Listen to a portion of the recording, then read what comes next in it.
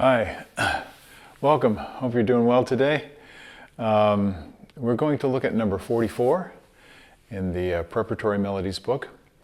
This one is called Idle, and it doesn't mean to be lazy. Idyllic would be the root word for this, which means it's a pleasant, probably pastoral scene, maybe like you're going out for a picnic in the country, and just enjoying the beautiful weather and relaxing.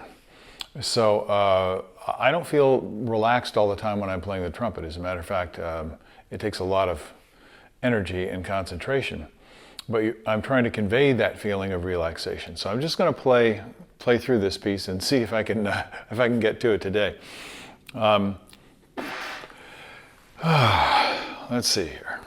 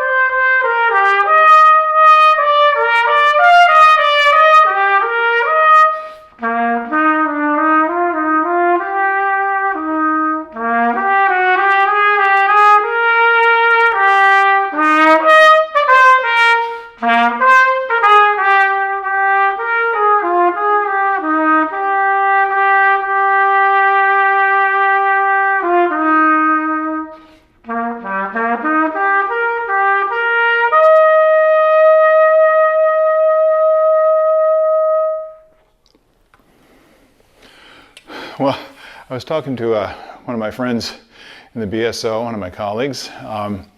He's a cellist, and he was playing in a string trio that my wife, who's a pianist, was also performing in for one of the supper concerts at the BSO. And the music was absolutely stunningly beautiful. And so I congratulated him after the performance, and he said, "Oh, thanks, man. I'm glad you enjoyed it. I felt kind of like I was working in the boiler room."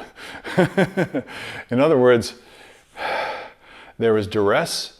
It wasn't necessarily a pleasant experience for him. In a sense, it was kind of a fight. And you might think of this in many different ways. We think, well, if I'm playing this music and it's idyllic, it's an idyllic scene, then I should feel that way. No, you should identify the character. What does it feel like to be in that situation? But then we have to get to work. It's kind of like, being a professional athlete. You're paid to do a job. And in our case, the job is to convey musical feeling to other people. They should never know how much we're suffering, if we are indeed suffering. And that's not really the point. The point is to work hard so that they can enjoy the win, if you will. They can enjoy getting the satisfaction in their soul from listening to music. Now, this is a very simple piece. I'll just say a couple of words about it, because there are challenges. And one of the most daunting challenges for a lot of people is just playing nice, smooth, even slurs.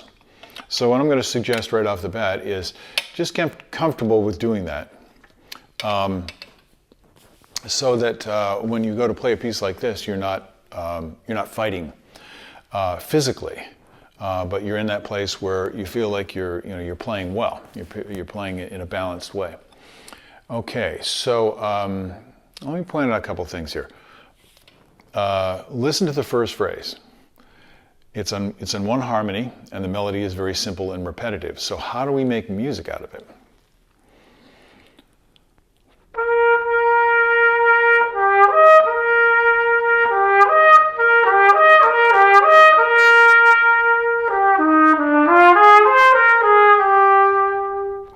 So one thing we're trying to do almost always when we're playing music is play a line.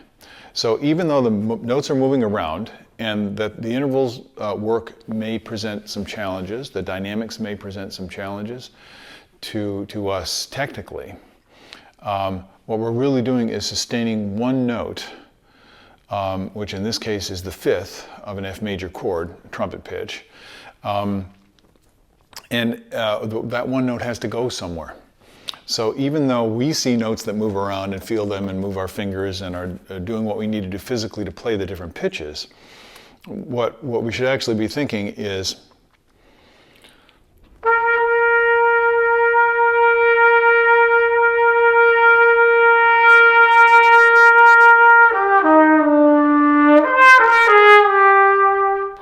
so I'm thinking the general shape and the general direction. Now for me that helps a lot because it gets my body doing the right thing with the air, which is one of the challenges when we're playing these quickly moving slurred notes. We have to keep them connected on the airstream. So that's something that is musically intentional, that the sense of direction, the sense of going someplace all the time. If you're not sure whether you're doing it or not, work on it until it feels right to you and then record yourself. And oftentimes what you'll find is that what you're doing is too subtle. I know that's the case for me anyway.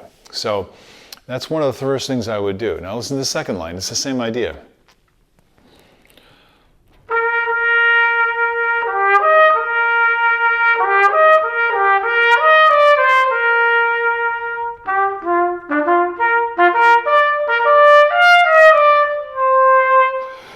When I'm playing separated notes, I'm still playing the line. That's a very important thing to keep in mind.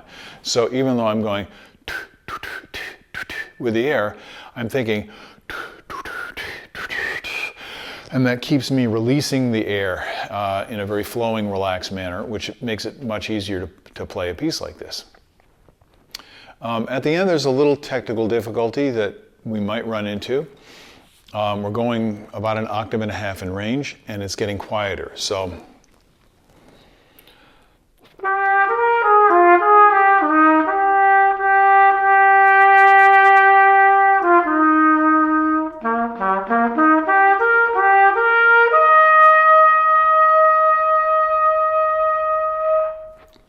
now, as we diminuendo and we're going up, this can be a challenge in terms of just keeping our balance with the pitch and with the tone that we're producing. So what I like to do is play it a lot of different ways. First, I'm going to play it louder. Why? Because I want to get to the point where physically I'm feeling loose. You know, it's like throwing a ball.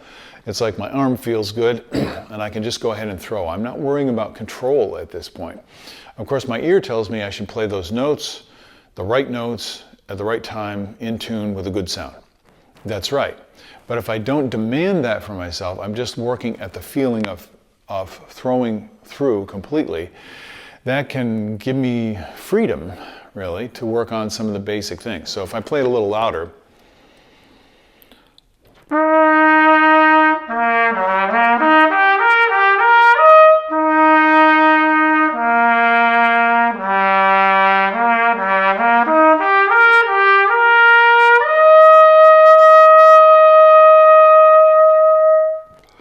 then it's easier for me to feel what's going on. My body might get more confident, might start to relax a little bit, let go of tension. One of the biggest problems I have, and especially in playing delicate, gentle music, like much of this music in this book is that I end up trying to control too much. And what I need to do is let go, not control. So give yourself permission to do it in a lot of different ways. Another way you could do it is go ahead and tongue it in different styles. Slur it, then tongue it in different styles.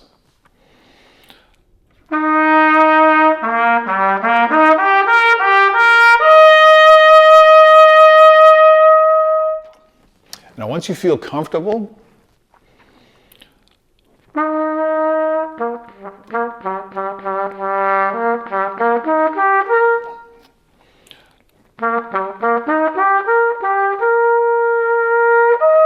then see how far you can take it. And you're going to start to lose control a little bit. Relax, come back to it, play it in the comfort zone, and then keep on moving it to the edge of where your control starts to feel a little iffy.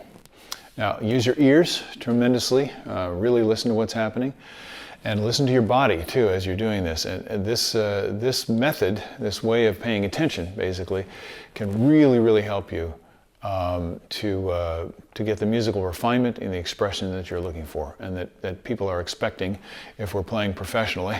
That's what they pay the money for. They want to have a musical experience.